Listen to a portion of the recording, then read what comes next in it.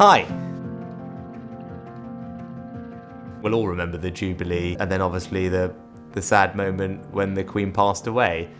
But I think both of those things were really important moments for the country that will be seared in our memories.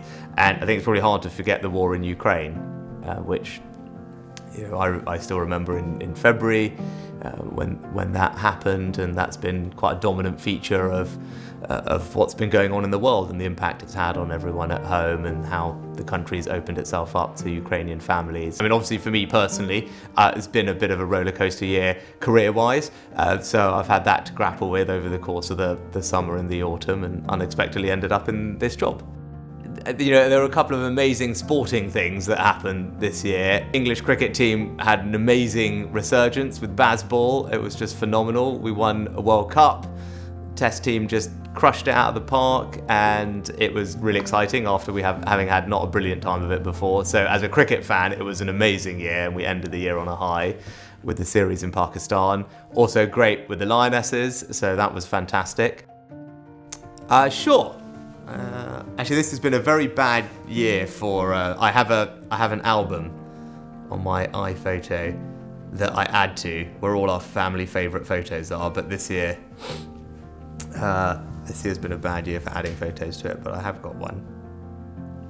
There we go. Can you see that? So that was on the leadership campaign in the summer. There was one event and only one that my two girls came to. It's the first time they've seen me do anything remotely political, and they came to the launch event. And that's after I finished doing the speech and doing questions and everything. We were back in the kind of green room afterwards, and they were just laughing and giving me lots of constructive advice about what they would have done differently and what in their mind I messed up. So it was fun, but it's a nice moment because we rarely had moments like that over the summer.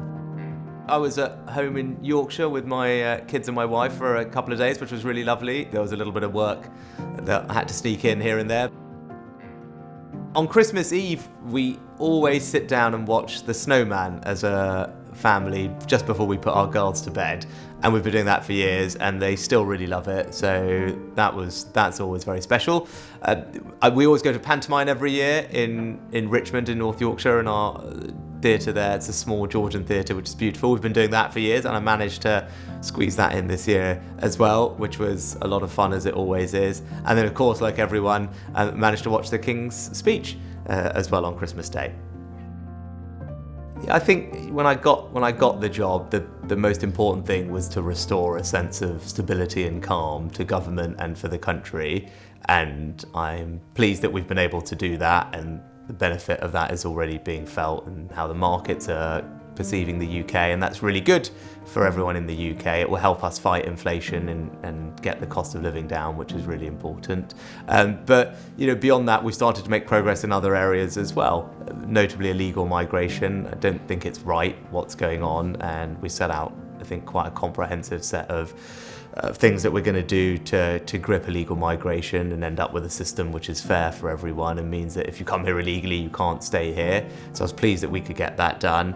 And as we get into the new year, we'll be able to make more progress in lots of different areas as well. The NHS is an enormous priority for me. I come from an NHS family, and making sure that not only do we fund the NHS properly, which we've done, but that we put in place all the things that we need in order to get the backlogs down, do things differently, really focus on that to get people the care they need. So that's something that we've made a start on as well. Probably Top Gun, Maverick. Eat less sugar and try and sleep a bit more. I'd say I'm not highly confident that I'm going to deliver on either of those things. Well, I think there are a few things. First is pride. I just want people to feel proud of being British, proud of their town, their community that they call home, and proud of their leaders, actually. And that's about restoring trust in politics, and hopefully we can make progress on that. I think the second thing is reassurance. I know people are anxious at the moment and they want relief, they want peace of mind that things are just going to be okay, and that is first and foremost about reducing inflation and energy bills, which again we've made a good start on, but there's more to do. And then the last one is fairness. I think everyone wants to live in a country where things feel fair, that if you're working hard and doing the right thing, that is going to be rewarded and other people aren't able to beat the system and break the rules and get away with it. And that's why tackling illegal migration, for example, is really important to restore that sense of fairness back. So those are some of the things: pride, reassurance and fairness that I'm going to be focused on delivering this year. Well, in a word, I just want people to feel hopeful. I know it's been tough, but I'm really confident that better times lie ahead. And I may have only had the job for several weeks at this point, but actually I feel good about the future.